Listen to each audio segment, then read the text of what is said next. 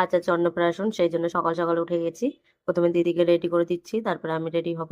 দিদিকে তো রেডি করানো হয়ে গেল, এবার আমি রেডি হব। তো ফাইনালি আমি রেডি হয়ে গেছি, আর সবাই রেডি হয়ে গেছে। এখন বেরাবো সবাই মিলে।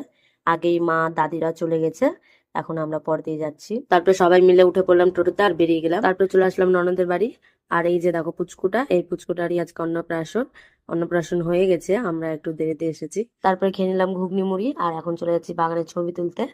আমাদের তো পুরো ছবি তোলা ভিডিও করা কমপ্লিট হয়ে গেছে, এখন বাড়ির ওখানে যাচ্ছি।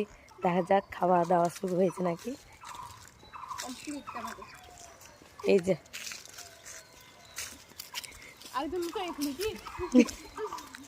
বাড়িতে এসে দেখি মামার সাথে চুপচাপ বসে খেলছে।